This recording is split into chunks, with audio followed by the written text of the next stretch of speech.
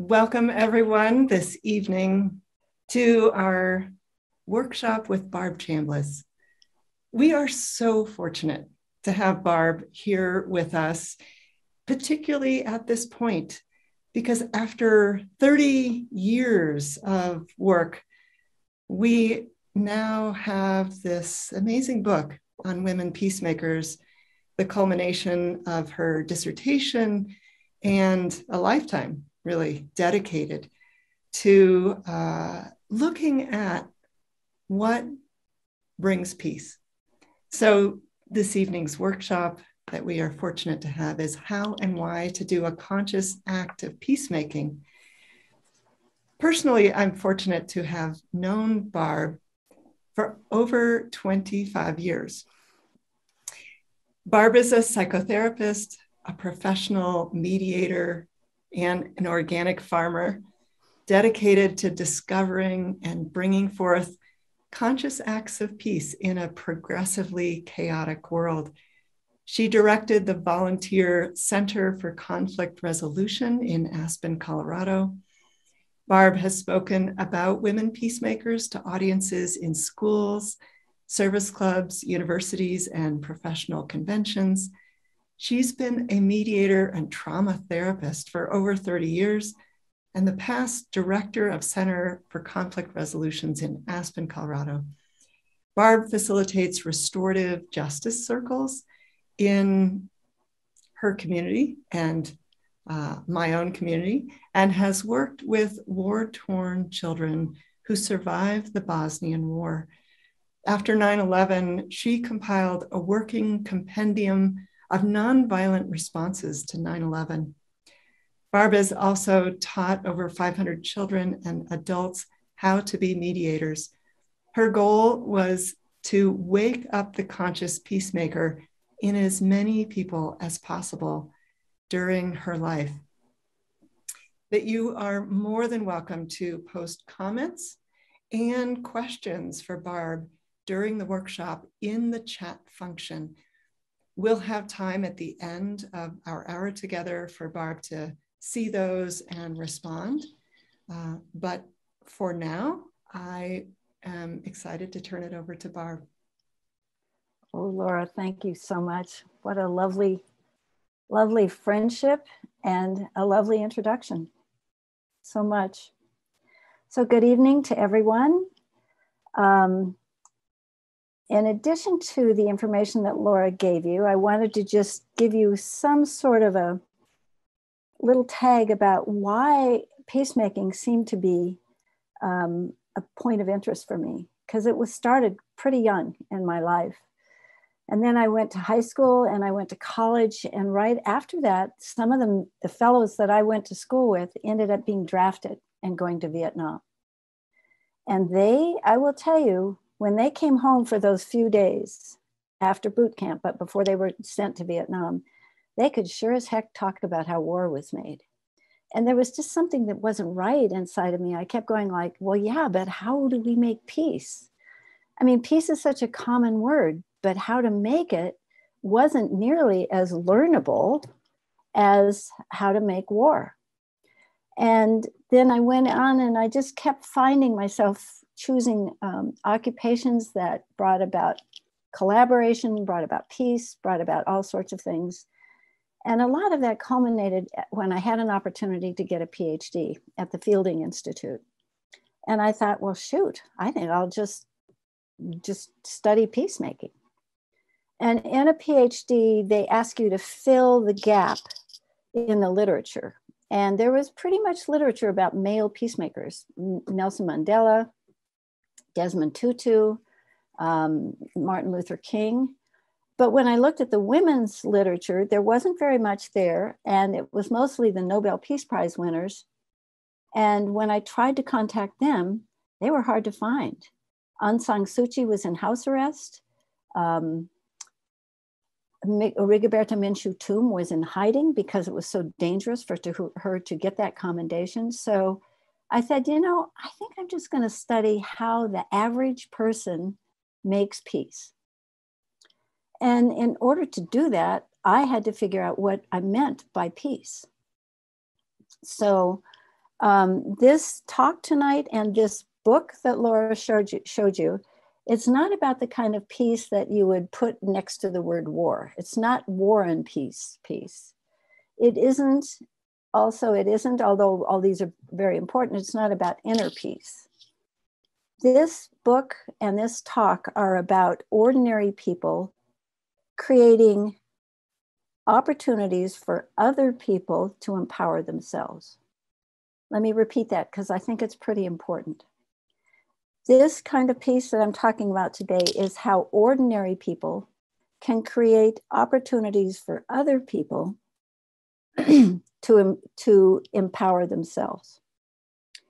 And I'll explain a little bit further with my hand, with a visual thing about how you go about doing that, how that happens. So I decided to study ordinary women. I started having to define what peace was, because people would go like, well, who are your subjects and where are you going to find them? And I couldn't answer some of those questions. So I've redefined peace in what I thought were the simplest, most visual terms that I could. So if you put your hands out in front of you, like someone was going to pour cold, clear water in it, in your cupped hands, this is my rendition of peace. This is not peace. And it's not peace because there's a dominant and a subordinate element to it. So I would say to people, do you happen to know a woman that is, I'd say, this is peace, this is not. Do you happen to know a woman that's making this happen? And I got hundreds of nominated names for people to interview with that simple hand motion. So I would, like, one night I was looking at a group of performers, 5 Irish gentlemen in Glenwood Springs were on stage doing a music show for us. And I went backstage afterwards and I said, hi, my name is Barbe Chambliss. I'm doing a dissertation on peacemaking. Do you know if this is peace and this is not? Do you know any women that are doing this? And they went like, oh, no, we know nothing about that. But our sister Fanula, she is a disc jockey in Dublin. Here's her name. So over the phone, I asked the same question to their sister and I got 2 nominations. Now, my dissertation committee was really interesting. They said, this is right on the edge of hard science, this project that I undertook. So they put a little rigor into it for me and they said, you can't just use anybody's nomination alone for who is a peacemaker. You have to get 2 nominations, one from someone else and one from the woman herself. So I would cold call the disc jockeys women and say, I'm doing a dissertation. Would you allow me to come interview you for your peacemaking work? And they would go like, oh, I would love to have you come interview me, but I'm not a peacemaker. I wouldn't consider what I do peacemaking. Then I thought I was in big trouble because I literally couldn't meet the rigor that the committee was asking of me. But my high school age son at that time said to me, Mom, look, ask them their definition of peace, and then ask them if they do anything to make that happen. And it was magic. So when I would interview the woman, the first question was, what's your definition of peace? And what are you doing to bring that about? And they would go like, oh, well, this and that and the other. And I would look at them and I would say, gosh, that kind of seems to me like you're fitting the definition of a peacemaker. And right in front of me, I would see them grow into accepting the mantle of being a peacemaker. But it was not their first choice, and it was not an easy thing to do. I asked all the women the same questions. I asked those 2 questions about the definition of peace. I said, how did you find your work? How did you finance your work? What was it like? Who influenced your work? Was there a parent or a teacher? I asked them, what role do you think forgiveness plays in peacemaking? I asked them to describe for me, paint a picture with your words for me of what the world would look like if your concept of peace was in place. I asked them, what advice would you give anyone that wanted to become a peacemaker?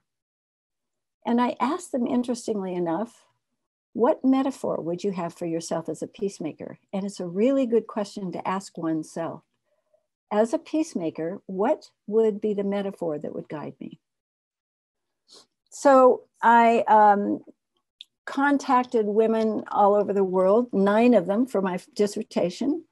And I put my tuition on a credit card that accrued miles. It was a United Plus credit card. And every time I got enough miles, I would go interview women, and I would take one of my kids with me because I wanted my kids to know how peace was made too, and to meet these women and see how they did their work.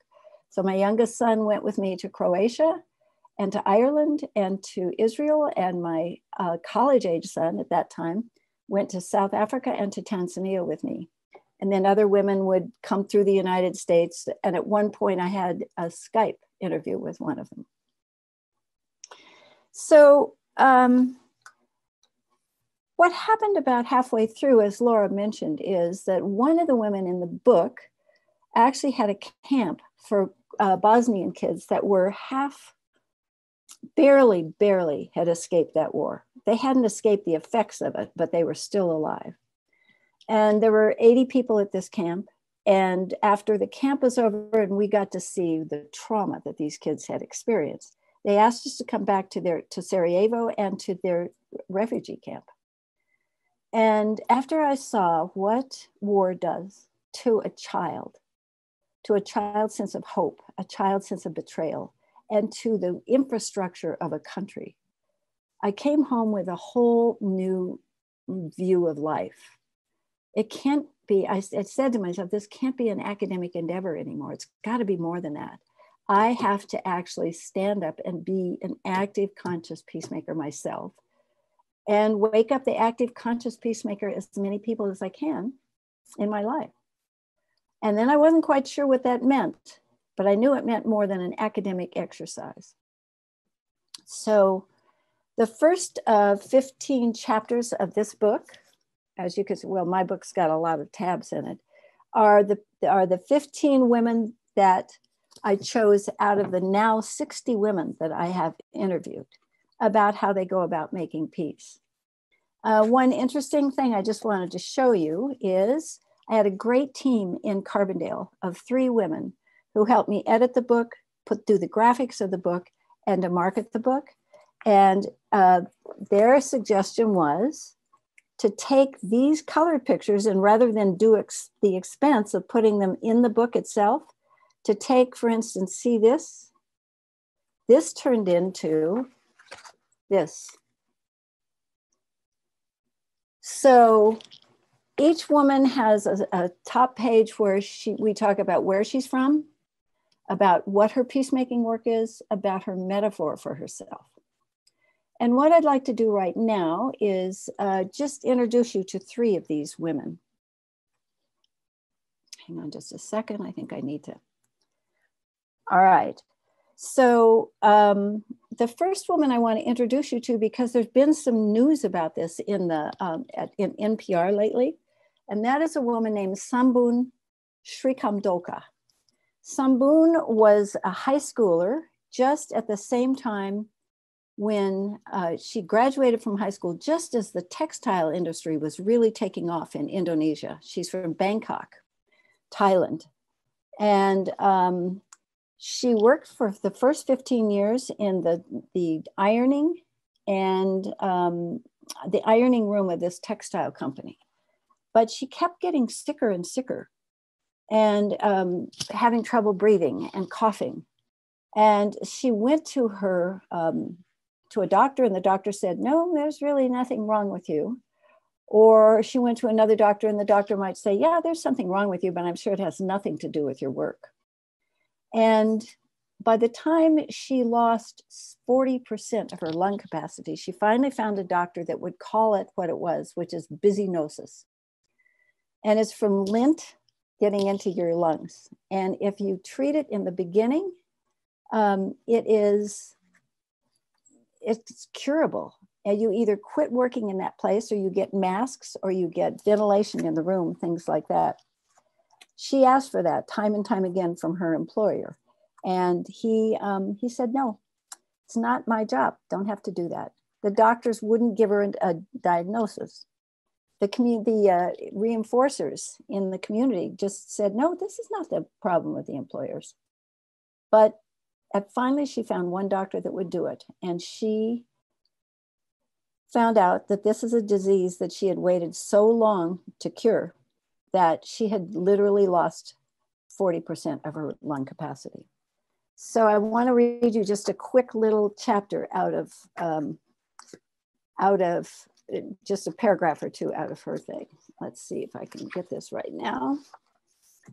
So it says this.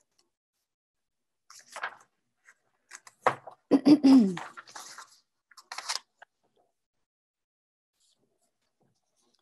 typical solution for busy-nosis is to change the environment of the affected person, either by cleaning up the dust from the work environment, using protective equipment to prevent inhaling some of the fibers, or by the person seeking another kind of employment. It would have been so easy for her to quit, to go work somewhere else away from the cotton dust that had destroyed nearly half of her capacity to breathe. But Sambun realized that this situation was not just about her. It was about other workers subjected to the same conditions, some of whom were indeed dying. It was about employers who denied any responsibility for having unsafe workplaces. It was about a medical system that failed to identify the condition in a timely way for effective mitigation of symptoms. It was about a government system ineffective in holding entrepreneurs accountable for providing safe workplace environments. So Sambun chose to take up the traces of this huge system and lean into the task of creating forward motion that would create safety for all employees in the garment industry. She continued, so she formed a group, she and 7 other people filed the first class action suit ever in Thailand. It took 15 and a half years for the employers to quit appealing it, until finally some of the people had died, but finally they got a judge that would say, nope, the employers were responsible. And then one of the last things she said to me was, by this time they were ready for about anything because the appeals had been coming. But when the court finally said that they had won, the people finally knew that they could die with their eyes closed. So the second woman I'd like to introduce you to is a woman by the name of Yvonne de Mello. Yvonne is a sculptress that, for reasons she understood from her childhood, but had no idea how compelling it would be. She would work every day as a sculptress, but in the morning, she would go to the streets with the shantytown kids. These kids were all pretty much descendants of the Black slaves that had been brought over in the pre-colonial days. So these children were also at the whim of the drug lords. The drug lords and the police would come into these shantytown street dwellings for the kids and treated them like dirt. If a kid did a drug deal wrong, they would just shoot the kid, sometimes right in Yvonne's arms. So she went like, this is not right. And she dedicated her life to doing something about it. Yvonne's metaphor for herself was that she was a white revolutionary. And she said, that means that we do revolution by education. Naively, I thought that Yvonne, the white revolutionary, must teach these children to read and write as one might do it in a traditional school. But there is absolutely nothing traditional about how Yvonne transfers information to these children. She intuitively identifies what each child needs on a moment-by-moment basis.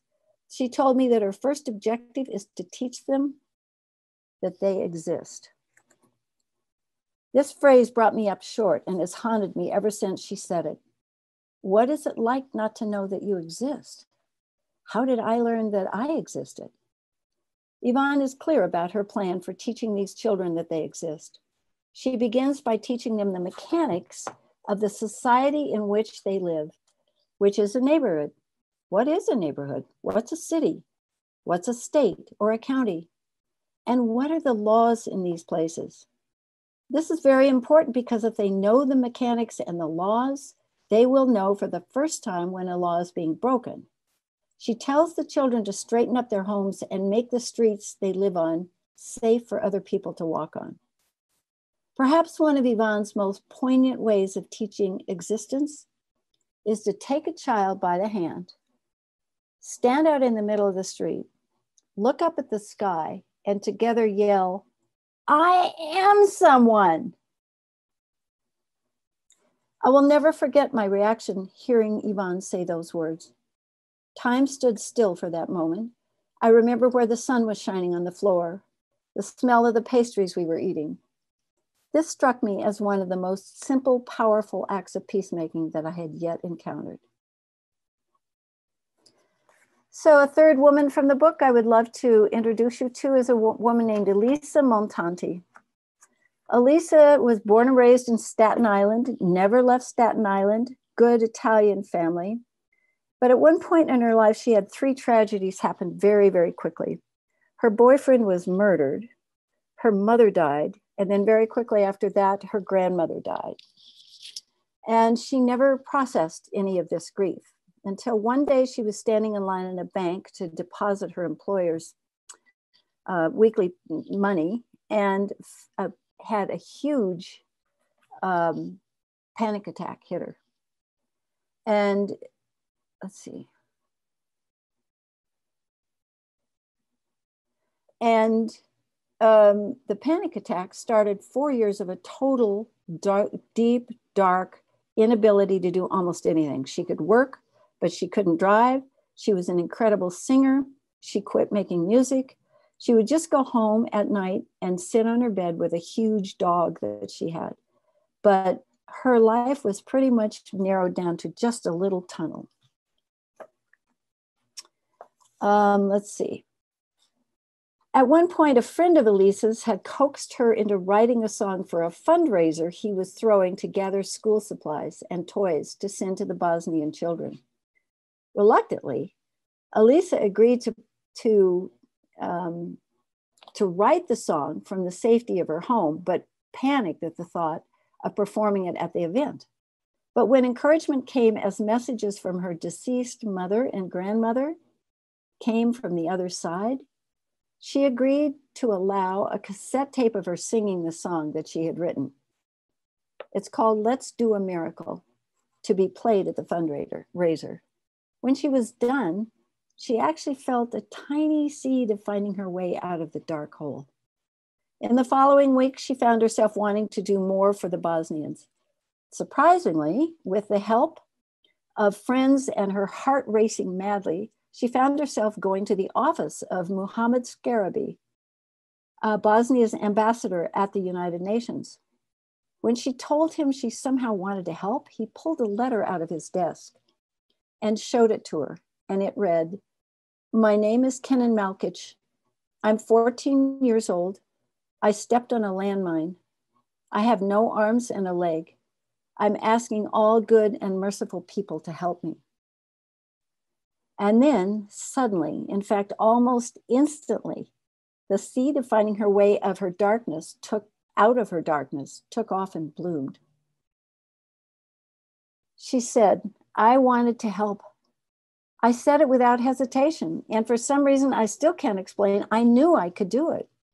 In hindsight, it occurs to me that this boy's letter was really an answer to the letter I'd written to God, asking for help in finding my way out of the darkness that was consuming my own life. It was an answer to a prayer. Once I make up my mind to do something, there is no stopping me. I can't believe that within just 24 hours, all of the roadblocks to bringing Kenan to America disappeared." She went home from Muhammad's office, whom she now fondly called Mo, and things began to happen. Kenan had been waiting for so long, without hope, and she knew exactly what that felt like.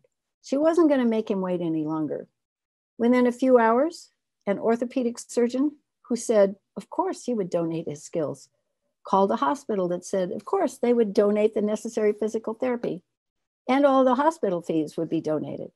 The prosthetics company said, yes, Austrian Airlines said yes to donating the airfare for Kennan and his mother. Friends and family all offered their help to cover expenses while Kennan and his mother were in Staten Island. Elisa describes it as finding myself at the center of something bigger than my own fears, helping another human being have a better life. It was exciting and empowering, a feeling I hadn't felt in a very long time. So what did I learn about these women? These women, if you look at this as a definition of not peace, there are several ways you could make these things more equal. And by the way, this means equal respect. So you're treating each other the same way you would like to be treated. It's the golden rule, really, if you think about it. But if there's a disparity, you can do this, like that, which is basically what's going on in Afghanistan right now. It's not sustainable. It's bound to flip backwards. Or you could do it, if it's like this, you could go like this. Or you could go, But this is not how these women work. What they do to help empower other people is this.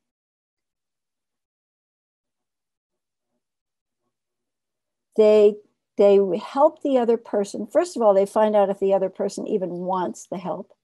And then they get in league with them and they work together out of respect so that finally this is possible. And that's a good model to keep in mind when you're thinking about doing an act of peacemaking. So these women are, the first 15 chapters of this book tells the story of 15 women, fascinating stories, uplifting stories, even though they have some down moments in them. The last 3 chapters are this. Chapter 16 is the answer to the women gave me to the question, what advice would you give someone that wanted to do an act of peacemaking? Chapter 17 was, I looked across the board at these women and I found there were 24 things that they all pretty much did in their peacemaking work. And those I'm going to talk to you about at the end of today's session. And chapter 18 is an invitation for the reader or the listener, because I recorded the book, to do an act of peacemaking, to write it up, and to email it to me. So I'm issuing the same invitation to you with you'll have a little more tutelage about exactly how to do it. But let's see if we can get this. I'm going to ask you if you would be so moved to do an act of peacemaking and email it to me with a subject matter that says, new peacemaker story. Or maybe after this presentation, you'll go like, whoa, how interesting. I think I did a peacemaking thing, but I'm not so sure I did. I'd like to talk it over with you. And I may need help writing it up. So you can just send a polished story. You can ask for help with it. So we'll show this a little bit later on in case you are so moved to submit a story. And I'll actually read you one that someone submitted. But let me just go back and say, so why should we do peacemaking? First of all, I don't have to answer that question for everybody. I'm sure every single person here knows deep down in their heart that they have the ability to do violence or peacemaking. And being a peacemaker is actually what they want to do mostly in their body, completely. Secondly, I would say the media is one of the reasons we need to do more acts of peacemaking, because the violence that the media reports, it's a big seller. Peacemaking stories, not so much, but we need them because otherwise there is such an imbalance in the scales of violence versus peacemaking. So it's almost a delightful responsibility for us to engage in doing acts of peacemaking, and a badly needed thing. And another reason to do it is because governments are not doing a very good job of it. This book that I wrote has a lot of really wonderful quotations in it. And one of my favorite ones is this one by the man that was president when I was a little girl, Eisenhower. And he said this: "I like to believe that people in the long run are going to do more to promote peace than our governments. Indeed, I think that people want peace so much that one of these days, government had better get out of the way and let them have it." Ike knew that there was so much cleaner moments for peace to be made by individuals, not all boggled up with politics, not all boggled up with capitalism. So that's another reason to do it. And then a third reason to do it is one that I'll ask you to ask yourself. Why would you do an act of peacemaking in this world? Or why would you do more than an act of peacemaking? Maybe two, maybe daily. We'll see. So what do I mean by a conscious act of peacemaking? Well, I think there's a lot of peacemaking going on all the time. And let's just give you an example of, let's say you're a fifth grader at a school, and you're late going into lunch. You stayed and talked to a teacher, and so the table where you usually eat with other kids is full. And so you just take your lunch tray and you go look for another place to sit, and there's an empty place next to a fifth grader. And so you sit down and you have a talk with them. And when you get up, the fifth grader says, "Thank you for eating lunch with me. Nobody else has done that." And you go like, wow, that's actually, it's true. I have seen this kid sitting here alone. That's a spontaneous act of peacemaking. The conscious act of peacemaking is what happens the next day. Does the kid choose to go sit by that child because they want to help empower that other child? That's the difference between just an unconscious, spontaneous act of peacemaking, which we don't want to put those down. But conscious peacemaking is what actually moves the cogs of the world forward in a peacemaker way. So let me say to you, I would like to read the 24 items of chapter 17, the things that I noticed that these women did. And I'd like to do it in a way that is just an audio input for you. I mean, what you're going to say is, whoa, this is not rocket science. These are all things I already knew. But when you put them all together, it is actually the criteria of behavior for peacemakers. So I want to ask you if you would close your eyes while I read these. These will be printed on the website and probably in the chat. So you don't have to worry about either memorizing them or understanding them. And I would just like you to be with these 24 things that you hear about these women, and let them just soak into you.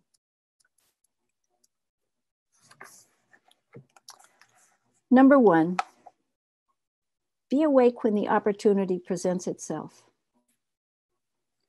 Number 2, develop your service in response to people's expressed sense of need. When listening for this, be sure you're listening to understand their needs rather than listening to validate your preconceived idea of what is needed. Number 3, never lose sight of your goal and never get attached to how you get there. Number 4, learn who the local peacemakers are and be respectful of their peacemaking traditions. Number 5, this is the conscious part.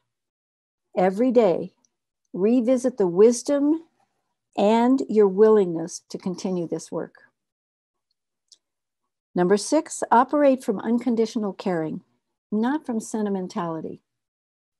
Number 7, making a difference in the world might be your primary form of compensation rather than financial compensation. If you need money to do your work, be creative about sourcing it. Number 8, work under the radar of the oppressors when called for. Number 9, work with and not for. Work alongside those who request your services. Number 10, acknowledge, validate, and nurture the strength of those with whom you work. Number 11, work simultaneously at both the individual and the systems level. Number 12, pace yourself. Make a little peace, make a little dinner. Know that your work might not be completed in your lifetime. Number 13, be aware peacemaking may be, but does not have to be dangerous. Provide for your safety. Number 14, be willing to hang out on the margins of society without taking it personally. Number 15, practice patience and persistence. Employ them both simultaneously. Number 16, most of your learning will be on-the-job training or osmosis from other peacemakers. Observe what your mentors do and don't do and why. Number 17, first go small and deep with your work. Then think about the wisdom of going bigger. Many peacemakers stay small and deep. Number 18, sometimes anger works as a good motivator, but it is an unwise and dangerous plan of action. 19, rising up out of a depression can launch amazing acts of peacemaking. And likewise, doing an act of peacemaking can, but doesn't always dispel depression. Provide for your mental healthiness. Number 20, do not use violence of any kind, including to yourself. Number 21, when making choices, choose what keeps you in integrity with your goals and your conscience. Number 22, pray. Number 23, the amount of outside pressure you may feel from those that disapprove of your work may be great. Meet it with a greater amount of inner resolve, integrity, and grit. Number 24, when overwhelmed by what you can't do, refocus on what you can do, and then proceed with the next right thing.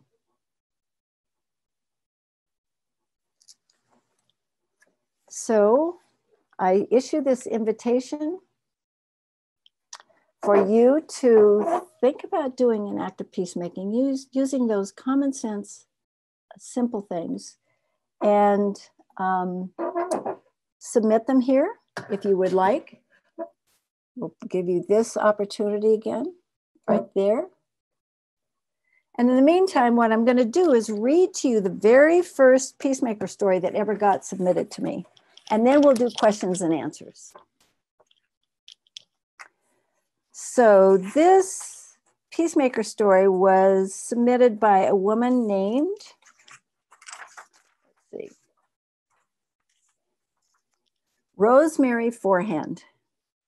The title of it is A Surprising Reflection, Peacemaking. During a Zoom book club meeting featuring the author of Women Peacemakers, What We Can Learn From Them, I realized that something I did during my teaching was actually a form of peacemaking. I taught high school English and was the chair of the English department.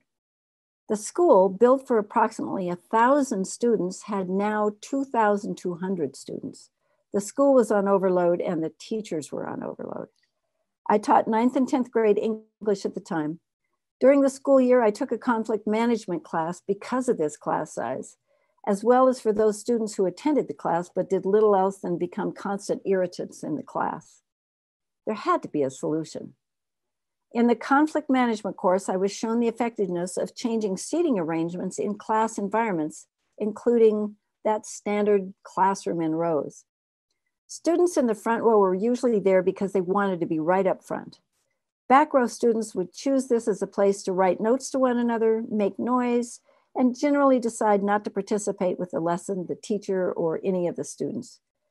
These students were great at disrupting the class, irritating students by all manner of deviousness, and being a nuisance instead of being focused on their one job, which was learning. Rearranging the desks had often surfaced in my mind.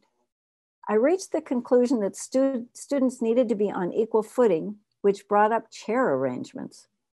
With that, on the first day in early fall, the students were requested to stand around the room without taking their seats upon arrival.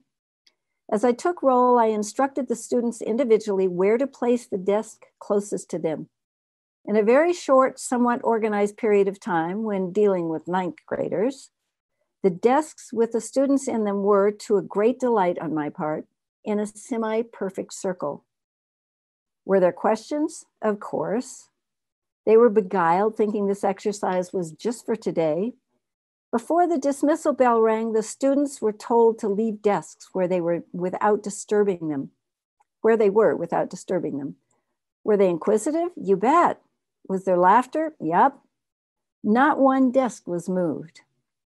During the following periods, the students were instructed to stand around the perimeter of the room. Faces with quizzical looks soon responded to the roll being taken, following instructions where to sit. It was perfect.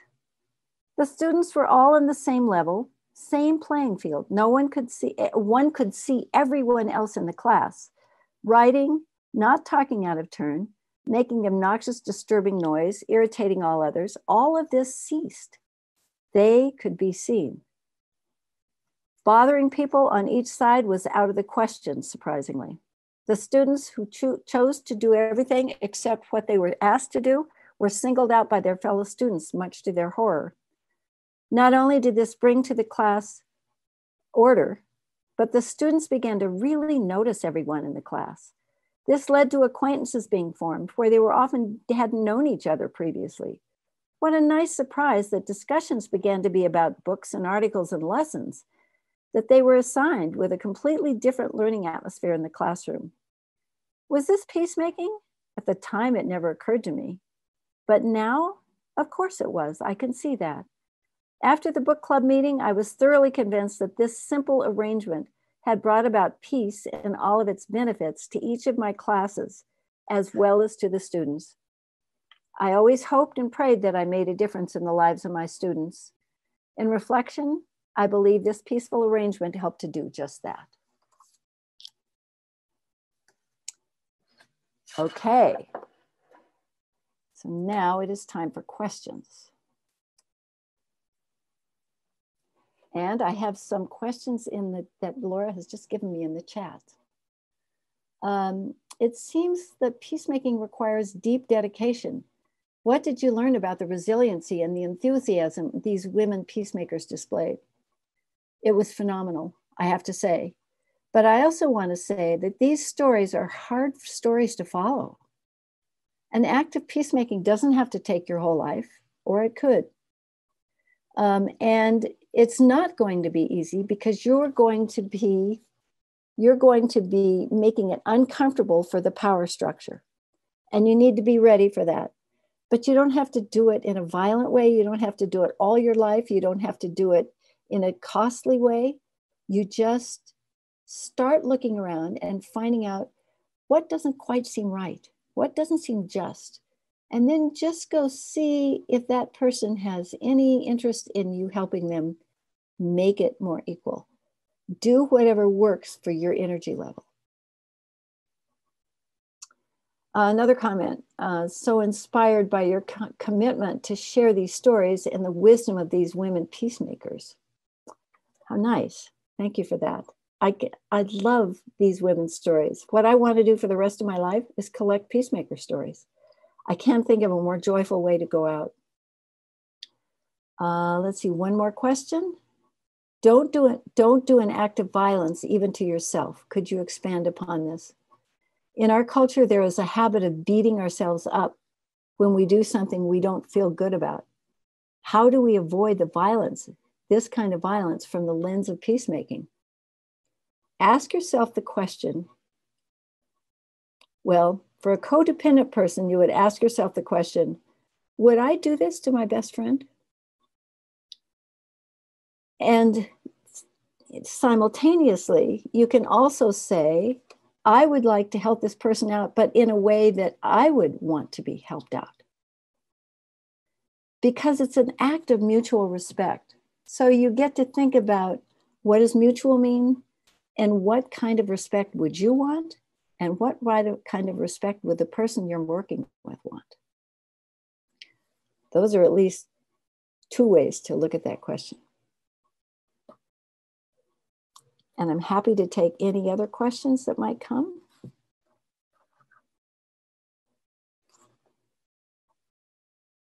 How did your work progress over these 30 years?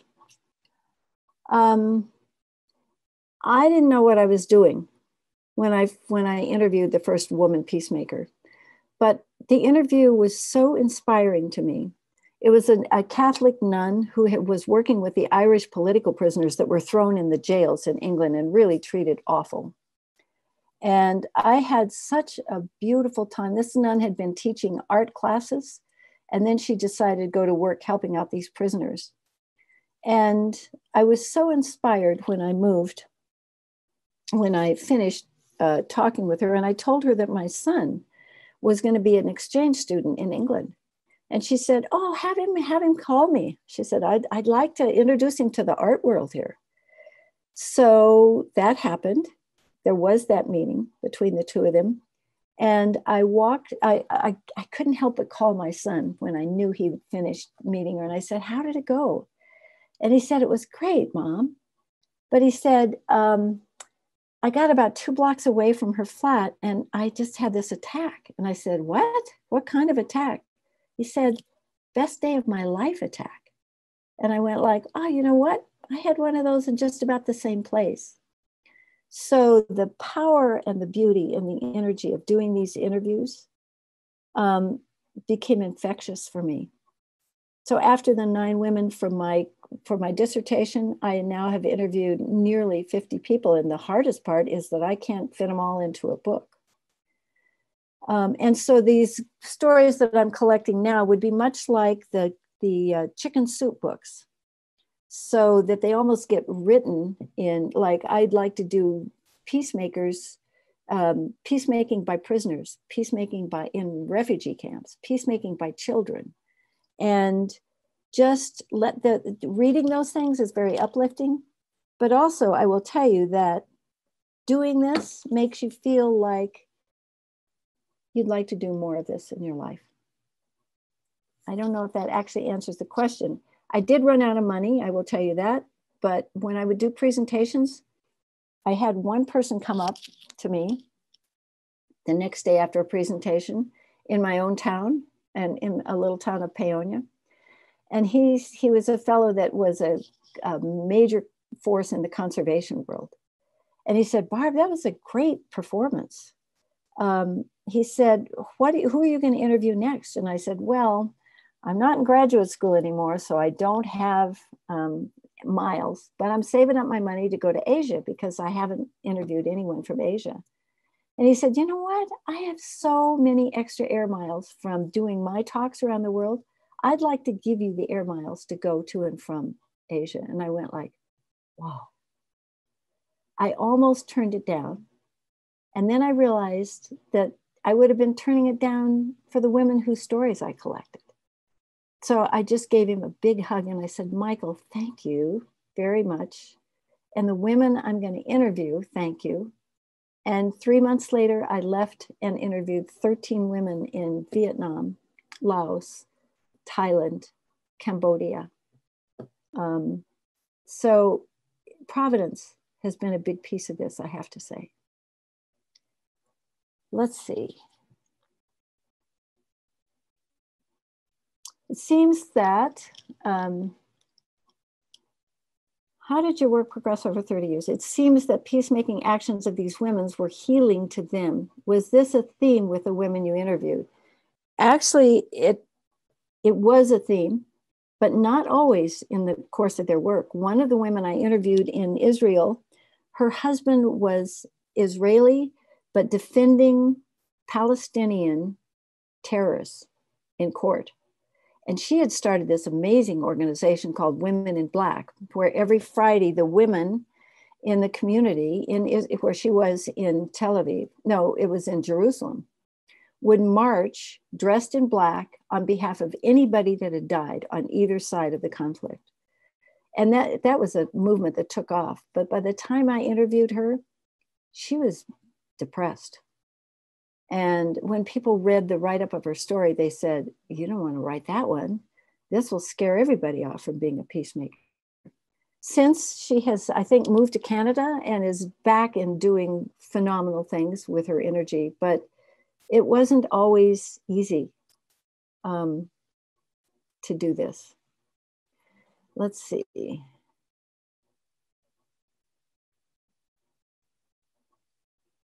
I hope I haven't skipped this question. So let's see. Don't do it. Let's see where we are.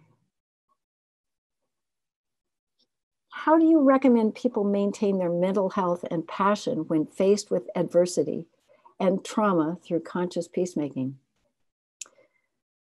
Wow, we're learning a lot about that right now in these times. And the organizations like Braver Angels and things like that are trying to do the peacemaking work in increments small enough to have some success with it. Don't go all out and face your biggest enemy all at once.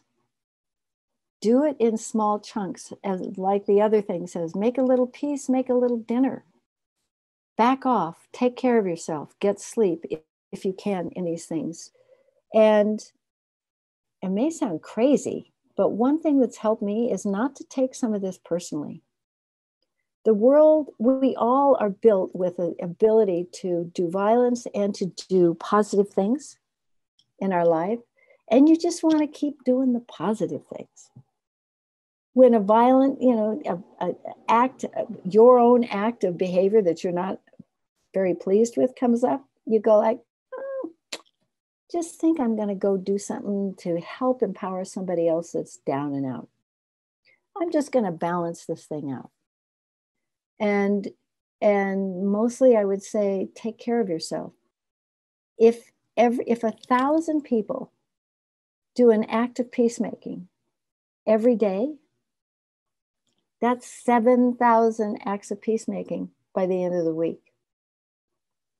That's a lot. The media may not pick it up, but the world will know it. The soul of the world is going to know that there are those kinds of forces coming forth out in the world, I would say.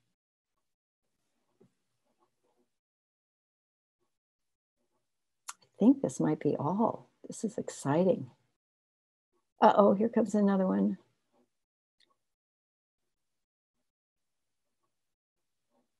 How do you recommend people maintain their mental health and passion when faced? I think I've answered that one. Is that correct, Laura? Have I done that? Yes. Okay, good. So we have 5 more minutes. I'm more than happy to have more questions come up. And I will say this: nothing would delight me more than to receive either a request for help in writing up something that you may have done 10 years ago, and you're like, no, when I heard those things that Barb read, I think I actually did an act of peacemaking, and I'd like to claim it. And I'd like to maybe call myself a peacemaker. And I'd like to maybe role model that for my grandchild or for my roommate. So if you're interested in getting the book, I think this is going to also be in the chat, but you can get the book and be inspired by the women's stories. Here's the book, the website for the book. And you can actually order the book right off that from Amazon if you want to. And you can, oddly enough, you can order the audio from Hoopla right off the website. So that certainly would be at least one way to get more tutelage about how to do this. And I would say, please, be kind to yourself. take care of yourself. Do it in increments that are always going to be moving the world more toward more peacemaking, and not biting off more than you can chew, and take good care of yourself. You don't want to do yourself in as a peacemaker. So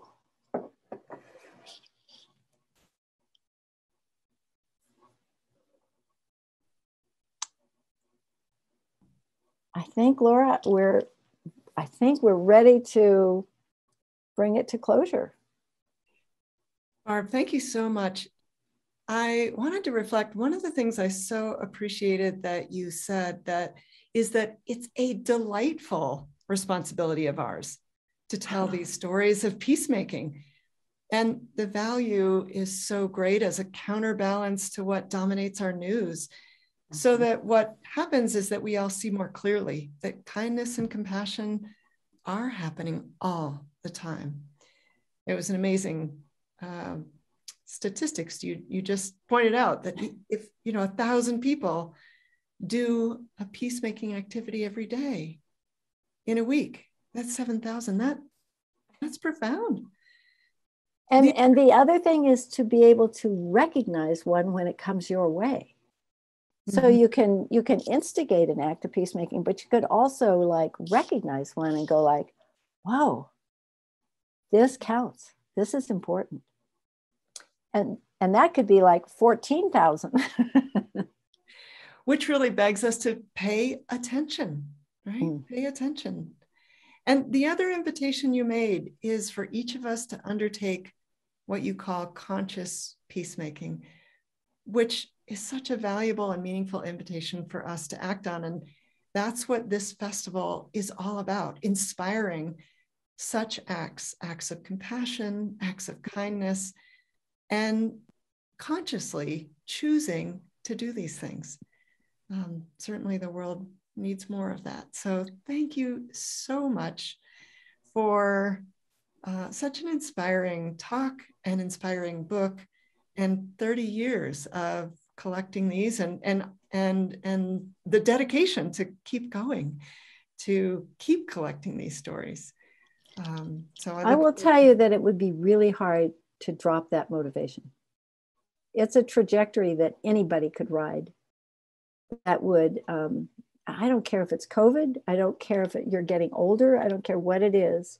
This instills joy in anybody that's paying attention to either reading the stories, creating the stories, editing the stories, anything like that. So thank you for recognizing that. Well, thank you, Barb. All that you bring to the world and all the good that you do. And thanks for offering this workshop. It will be available as a recording through the end of the festival, so you can always go and even watch it again. So thank you all so much.